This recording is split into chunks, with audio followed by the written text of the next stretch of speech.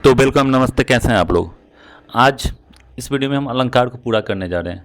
अलंकार जो आपको 10th 12th या बिहार डीएलएड या बीएड के एंट्रेंस में या किसी भी गवर्नमेंट टीचर का जो एंट्रेंस एग्ज़ाम होता है वहाँ पे अलंकार आता ही, और जहाँ पे जिस सिलेबस में हिंदी होता है वहाँ पे अलंकार को आना ही है।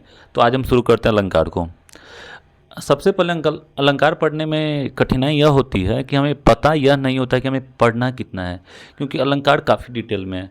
तो अलंकार में सबसे पहले डिसाइड कर लेना कि हमें पढ़ना कितना है। तो सबसे पहले हम देखते हैं कि अलंकार को हमें कितना पढ़ना है और उसके मुख्य भेद कौन है और उनके कुल भेद कितने हैं, इसके बारे में और हमें कितना पढ़ना है उस पर हम पहले फोकस करते हैं। तो सबसे पहले हम जान लेते हैं अलंकार किसे कहते हैं। तो अलंकार अलंकार का अर्थ होता है अलम धनकार। अलम मीन्स क्या होता है, तो यहाँ पर मतलब होता है आभूषण या सजावट, सजना। यहाँ पर काव्यों को हम सजाने में प्रयोग करते हैं। काव्यों को हम सजाने में, हिंदी काव्यों को उसकी शोभा को बढ़ाने के लिए अलंकार का प्रयोग होता है। जिस तरह कोई भी एक महिला जो होती है वो सजती है, संवरती है, तो वो जितना भी सुंदर प्रसाधन का उपयोग करती है, तो यहाँ पे जो अलंकार है वो सुंदर प्रसाधन है काव्यों को सजाने के लिए, हिंदी भाषा को सजाने के लिए। तो आभूषण करने वाला यह किसी भाषा काव्य की सुंदरता और प्रभाव को बढ़ाने का कार्य करता है।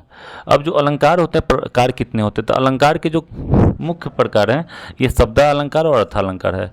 अलंकार के मुख्य प्रकार शब्दालंकार और अर्थालंकार है, और एक तीसरा भी होता है उभयालंकार। इसकी कोई भेद नहीं होती है, या मुख्य कहते हैं तो इसके भेदों की बात नहीं होती, दो भेद ही होता है। वो भी आपको नगण्य ही सिलेबस में मिलेगा। यह जो होता है इसमें शब्दालंकार और अर्थालंकार दोनों का उपयोग होता है, दोनों के सम्मेलन से ये बनता है। उभयालंकार के इतना ही डिफिनीसन है। ये जो उभयालंकार होता है शब्दालंकार और अर्थालंकार दोनों के ही संयोग से बनता है। शब्दालंकार और अर्थालंकार, तो शब्द अलंकार हो गया वो आपको हो गया अनुप्रास, यमक और श्लेष। अनुप्रास, यमक और श्लेष शब्द अलंकार के मुख्य 3 भेद है। और अन्य भेद का बात कीजिए तो वक्रोक्ति या पुनर्गोक्ति, प्रकाश, जिसको हम लोग विप्सा कहते हैं। तो शब्दालंकार के मुख्य 3 भेद, यही 3 के बारे वेद के बारे में आपको पढ़ना है, अनुप्रास, यमक और श्लेष। और चौथा पक्ष में आ जाएगा वक्रोक्ति या पुनर्गोक्ति। और ये फिर जो अनुप्रास होता है, अनुप्रास का जो भी होता है, जो कुल जो होते हैं इसमें 5 भेद होते हैं अनुप्रास के। शब्दालंकार के प्रथम भेद अनुप्रास है। अनुप्रास का फिर 5 भेद है, छेकानुप्रास, वित्तानुप्रास, लटानुप्रास, श्रुत्यानुप्रास और अंत्यानुप्रास। ये इसके 5 भेद है। तो शब्द अलंकार में आपको इतना पढ़ना है, शब्द अलंकार में इतना पढ़ना है। आप इसको चाहिए तो फोटो या स्क्रीनशॉट ले सकते हैं। अर्थालंकार के जो है आप कुल भेद में जाइएगा तो वहाँ पे 20, 22, 25 भेद होते हैं, लेकिन मुख्य जो होते हैं वो यही भेद होते हैं। इन्हीं के बारे में हमको पढ़ना है, नहीं तो ये काफ़ी वास्ट हो जाएगा। अर्थालंकार में हो गया आपको उपमा अलंकार, रूपक अलंकार, उत्प्रेक्षता अलंकार, अतिशयोक्ति अलंकार, संदेह अलंकार, मानविक अलंकार और पुनरुक्ति अलंकार। अर्थालंकार के ये मुख्य 5 भेद है, उपमा, रूपक, उत्प्रेक्षता, अतिशयोक्ति, संदेह और मानविकरण और पुनरुक्ति अलंकार। अर्थालंकार के यही 7 भेद आपको पढ़ना है, इससे ज़्यादा आपको पढ़ने की जरूरत नहीं है। तो हम लोगों ने देखा हमें पढ़ा कितना है, हमें कितना पढ़ना है, और जो यूजफुल चीज़ें उनको पढ़ना है, मुख्य चीज़ों को जानकर जो सिलेबस में एग्जाम के अकॉर्डिंग हो। अब हम सब शुरू करते हैं। जो अलंकार का प्रथम भेद होता है शब्दालंकार, अलंकार का जो प्रथम भेद होता है शब्दालंकार, उसको हम लोग यहाँ पर पढ़ने का प्रयास करते हैं। तो जो शब्दालंकार होता है, तो जो शब्दालंकार होता है ये होता क्या है। अलंकार का तो अभी आपने पढ़ा, सजावट, आभूषण सजना, काव्यों को सजाने में, उसको सुंदरता को बढ़ाने का यह काम करता है। तो जो शब्दालंकार ये शब्द के द्वारा, किसके द्वारा, शब्द के द्वारा, वर्ण के द्वारा, वाक्यांश के द्वारा, पद के द्वारा यह क्या करता है, यह मतलब कि काव्यों को सजाने का कार्य करता है। तो इसका एक डिफिनीशन पर देख लेते हैं। ऑफिशियल डिफिनीशन क्या होता है शब्दों में, तो जब कवि शब्दों के प्रयोग द्वारा कविता में आकर्षण उत्पन्न करता है, जब कवि शब्दों के प्रयोग के द्वारा, वर्णों के, शब्द के अंदर वर्ण भी आएंगे, पद भी आएंगे, उसके प्रयोग के द्वारा वह कविता में काव्यों की शोभा को बढ़ाता है, तो वहाँ होता है शब्दालंकार, वहाँ होता है शब्दालंकार। शब्द अलंकार के आपने पढ़ा मुख्य 3 भेद है, अनुप्रास, यमक, श्लेष। अनुप्रास, यमक, श्लेष, या कुल कितने भेद है 5, अनुप्रास, यमक, श्लेष, पुनरुक्ति और विप्सा।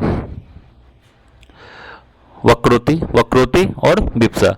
तो ये जो 5 भेद है उसका प्रथम भेद है अनुप्रास। शब्दालंकार का प्रथम भेद है अनुप्रास, अनुप्रास अलंकार।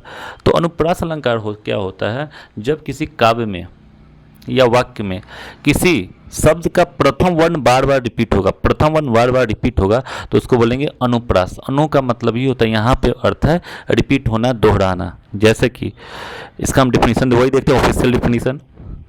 जब एक वर्ण की आवृत्ति लगातार कई बार होती है या जब शब्दों का प्रथम वर्ण लगातार दोहराया जाता है तो वहाँ पर आपको क्या होता है, वहाँ पर आपको अनुप्रास अलंकार होता है। जब शब्दों का प्रथम वर्ण लगातार दोहराया जाता है, किसी शब्द का प्रथम वर्ण बार बार रिपीट होता है, तो वहाँ पर क्या होता है, वहाँ पे अनुप्रास होता है। जैसे कि खड़क सिंह के खड़कने से खड़कती है खिड़कियाँ, तो यहाँ पे ख ख ख ख, ये जो है आपका, यह क्या है, यह आपको अनुप्रास अलंकार का प्रथम वेद जो है वो आपको अनुप्रास अलंकार ही है। ठीक है, शब्दालंकार का प्रथम वेद अनुप्रास अलंकार है। यानी अनुप्रास जब किसी वाक्यांश में, जब किसी वाक्य में या काव्य में जब किसी शब्द का प्रथम वर्ण बार बार रिपीट होता है तो उसको हम लोग बोलते हैं अनुप्रास अलंकार। खड़क सिंह के खड़कने से खिड़कती है खिड़कियाँ। अनुप्रास अलंकार के 5 भेद होते हैं। अनुप्रास के 5 भेद, ये 5 पांडव हैं। छेकानुप्रास, वृत्तानुप्रास, लटानुप्रास, अंत्यानुप्रास, श्रुत्यानुप्रास। इनमें थोड़ा थोड़ा बेसिक डिफरेंस है, ज़्यादा नहीं, कुछ बेसिक डिफरेंस आपको बस 2 मिनट लगे, देख लीजिए। छेकानुप्रास जब एक ही वर्ण 2 बार आते हैं, जब एक ही वर्ण किसी काव्य में या वाक्य में 2 बार आते हैं, एक ही वर्ण 2-2 करके, ठीक है, यानी जोड़ा में, एक जोड़ा मतलब 2, ठीक है, तो वह जो होता है छेकानुप्रास होता है, जब एक ही वर्ण 2 बार आते हैं। कानन कठिन भयंकर भारी, कानन कठिन भयंकर भारी, तो यहाँ पे क क भ भ जोड़ा में रिपीट हो रहा, पेयर में, ठीक है, तो वो छेकानुप्रास होता है। वृत्तानुप्रास में जाइएगा आप सेकेंड में, अनुप्रास के सेकेंड में, वृत्तानुप्रास में, तो यहाँ पर क्या होगा, 3 या 3 से अधिक बार क्या होगा, वर्ण का रिपीटेशन होगा, दोहराया जाएगा, आवृत्ति होगी।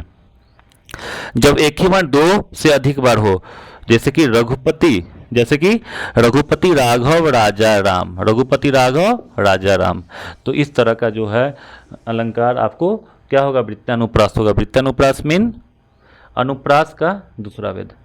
लटानुप्रास, तो यहाँ पर वर्ड नहीं, यहाँ पे पद या वाक्यांश या पदांश रिपीटेशन होगा, यानी यहाँ पे वर्ड नहीं कह सकते, यहाँ पे शब्द रिपीट होगा। जैसे कि पद या वाक्यांश की आवृत्ति हो तथा अन्वय से भिन्न अर्थ प्रकट हो, यानी वह जो पद रिपीट हो रहा है उसका दूसरी बार में, ठीक है, क्या होगा, अन्य अर्थ प्रकट होगा, तो उसको हम लोग बोलेंगे लटानुप्रास। एक बेसिक डिफरेंस है, यहाँ पर वर्ण नहीं, यहाँ पे पद या शब्द रिपीट हो रहा है। जैसे कि पूत सपूत तो क्योदन संचय, पूत कपूत तो क्योदन संचय,